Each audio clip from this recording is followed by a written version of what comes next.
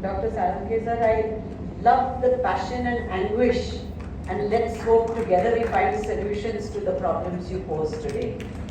Respected members of the dais, senior dignitaries in the audience, faculty members, faculty of SMBT and all the students. It's really a pleasure to stand here before you, and I thank Madam and Dr. Tambe for giving me this opportunity and feel really humbled and overwhelmed with the love showered on you. But it also gives me an occasion to tell you that we are in a very exciting time where we are all looking at finding solutions, not going to stop at problems. So my first compliment is to SMBT for bringing academics and the society to the medical college. When they called to invite me, I accepted only because of this.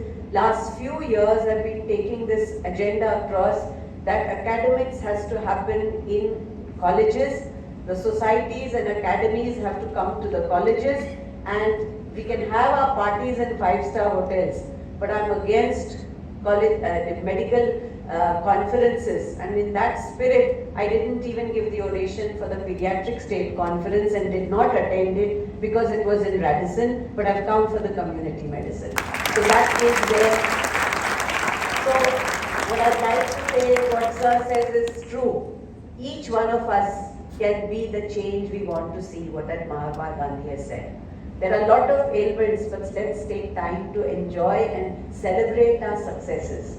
And I think we have been, whereas we have had our delays, but you know, when a new car starts driving, it takes time to slowly pick up speed. Every car is not a race car. And we were a young democracy, so we took a long time, but today we are already talking of a 5 trillion economy. We are growing. The young students today talk of research methodology, which we did not have an exposure when we were undergrads.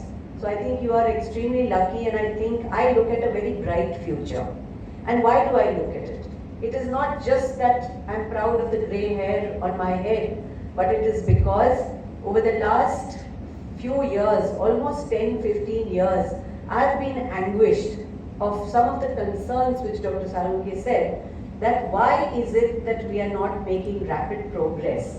And when I gave that a thought, I thought that we, in a number of my talks have said that we are still in silos.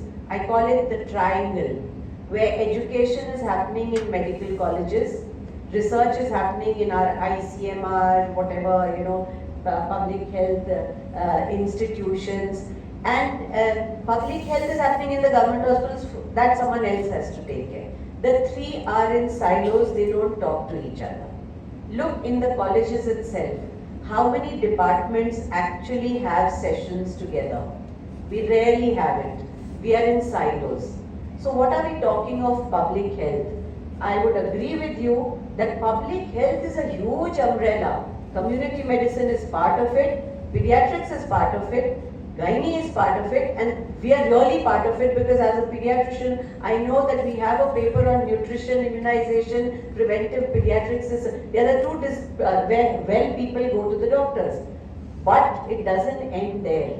I realized as I went and enlightened myself and I became an ist like all the young people would like to become, that our whole problem starts, we know prevention is stitch in time saves 9, but it's against our whole business model. If we started preventing disease and we started teaching everyone how to prevent, we'd all be out of a job. So somewhere there is a conflict of interest, and I think we as educators, we as health professionals haven't risen to the occasion. And it is only when we start collaborating in these three fields will we find solution. And I can tell you that this kind of a thought process, funding is the last thing required. And I'll tell you why I say so. Funding is required, but a willpower can overcome the power of the money. So this is where we can make a difference. And where again, like yesterday I was at the Indian School of Business, ISB Hyderabad. It was some kind of a conclave on women in power or something, and I was asked to talk on from tokenism to equity. And I thought that isn't it time we as health professionals look at it same way? We've been from tokenism and nowhere near equity. We are nowhere near, even in the medical education there's no equity. In health there is no equity. In access to health there's no equity. So what are we talking of? So how can we? So having said that, I have few ideas which I took on this challenge after near 39 years in the armed forces. When I had the opportunity and I started looking at how we can integrate these things, I got the opportunity to be on the PM's TAN. And even the triangle that you drew, that I just showed, when I had an opportunity to speak to the Honorable Prime Minister, this was almost 7 years back, 6-7 years back, when I had that one slide with just a triangle saying, and I said just that, शिक्षण colleges में हो रही है, अनुसंधान हमारे laboratories में हो रही है और पब्लिक हेल्थ हमारे गवर्नमेंट हॉस्पिटल, ये तीनों एक दूसरे से बात नहीं करते और काहे को हम बात कर रहे हैं artificial intelligence, digital technology, innovation, all that thing. So we are not going in at par और मैं चाहूंगी कि इसको एक साथ, and I kept getting opportunities. So when we went on to the Board of Governors, the first thing we did was aligning medical education to public health, research to public health needs. And we brought out that booklet. It was not a coffee table book. In that 1 year that I got to work with Dr. Paul, Dr. Gangadhar, Nikhil Guleria and the others, we brought out 136 amendments which are slowly coming out now, whether it's the TEQs, whether it's the MSRs, and we are trying to make it better. The government, yes, will do what the public wants. We are going to keep on opening medical colleges. There is going to be no faculty. Where is going to be? We can't overnight produce faculty. So the challenge for us is in all three. How do we make education equitable without adequate faculty?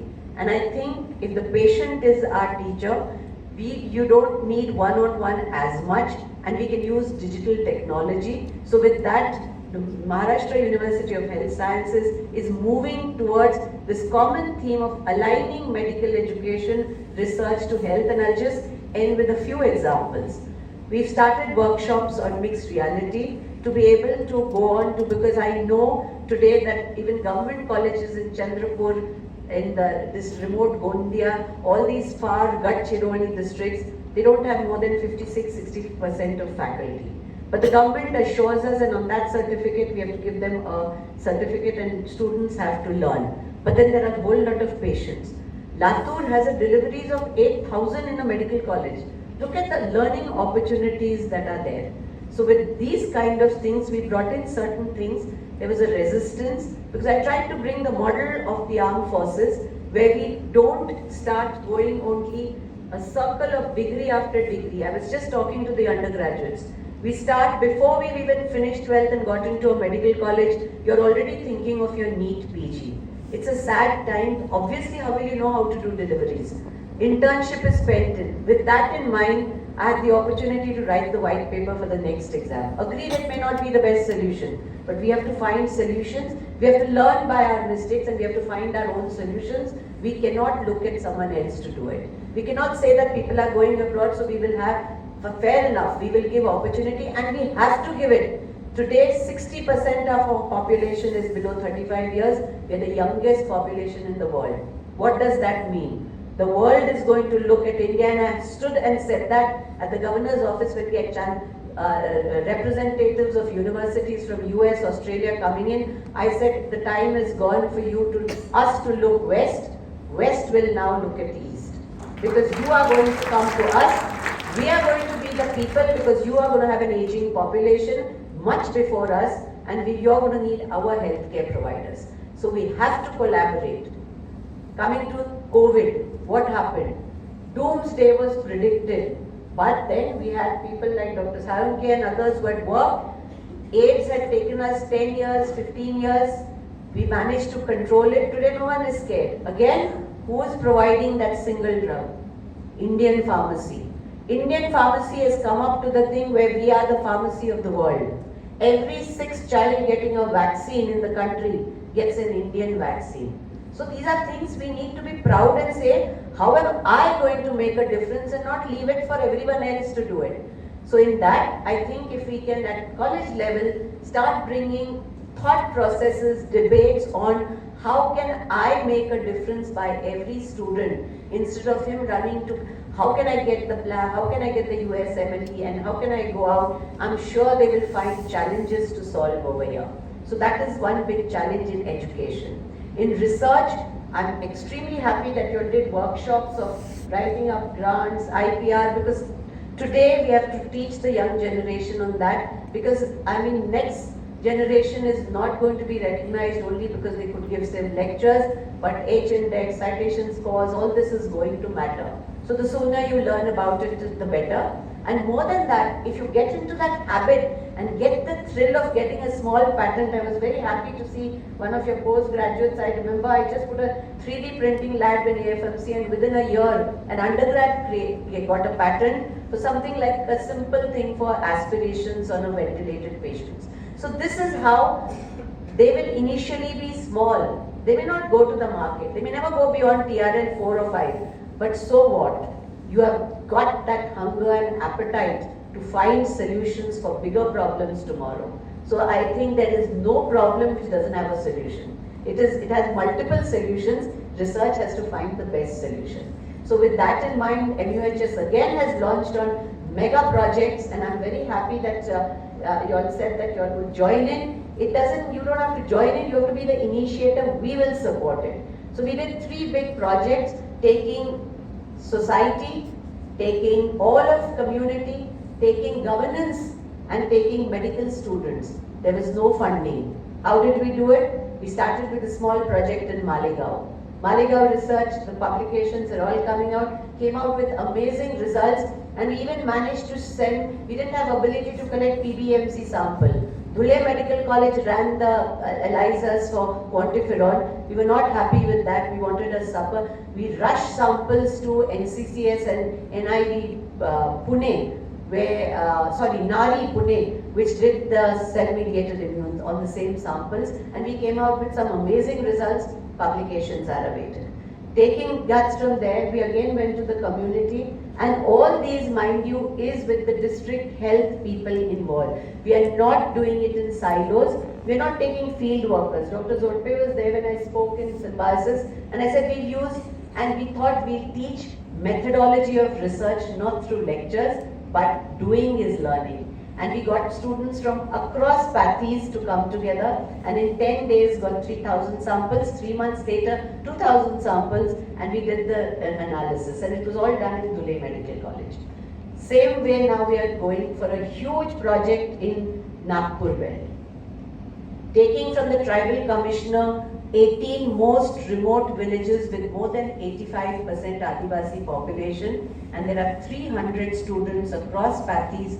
22 teams have been formed, and of the 18 villages, I'm very happy, without no funding available, we've already finished 14 villages, and 4 more will be completed, and there will be data of 6,000 plus patients. And now we are trying to see how to, but again, because we have the health department, the analysis, what do you need the money for? We start writing projects with having field workers, having this, and need huge grants, and we feel very happy. But that is very good. But what can we do at colleges? We can come together, find out local problems. Third initiative, we had a meeting with the Commissioner, Mr. Game at Nashik, and he brought in all the CEOs who told the health problems in their own areas, and we had a brainstorming session of 4 teams, and this was before the budget. The MPGI is heading one of them along with the public health people, and they've called it Nasikal. So this is something, the Nagpur is called Blossom, because we took inputs. There's a whole lot of data existing. We're not analyzing it. We're not applying our mind.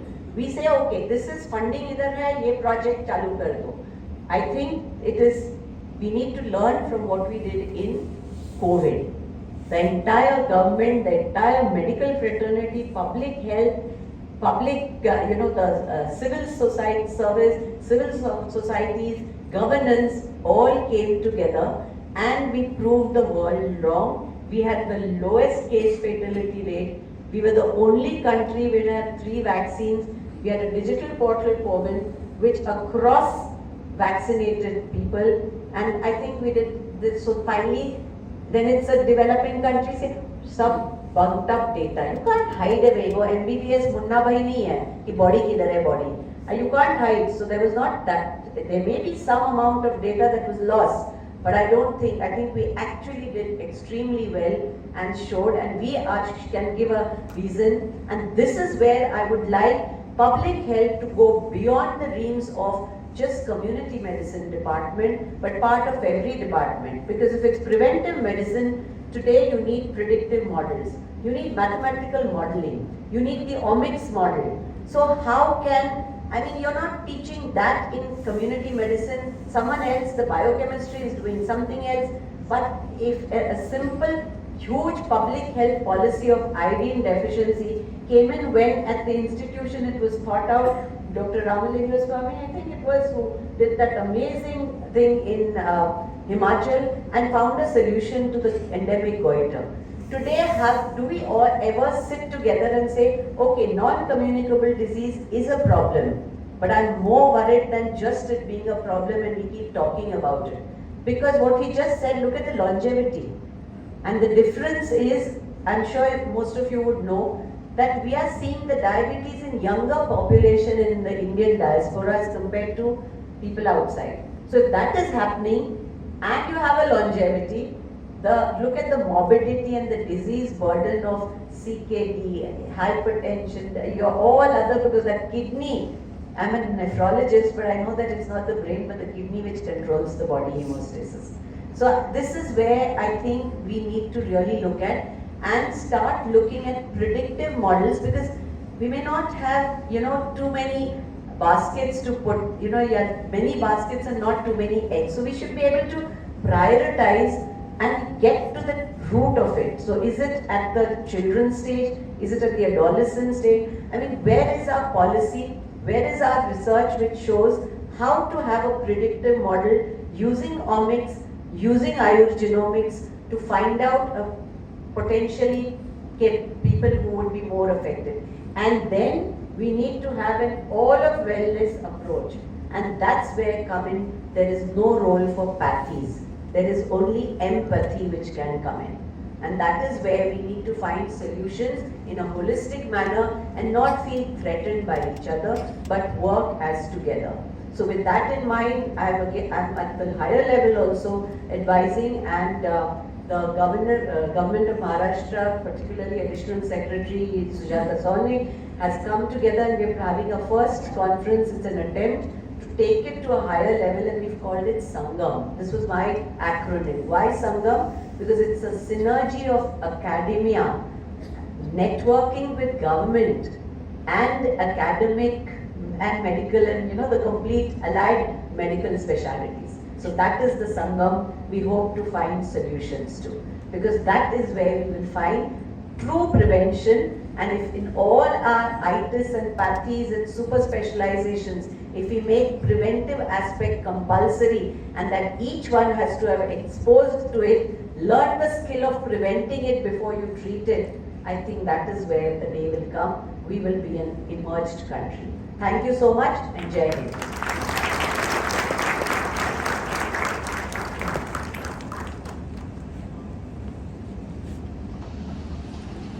Thank you, ma'am, for your words of wisdom and encouragement, which has undoubtedly motivated us.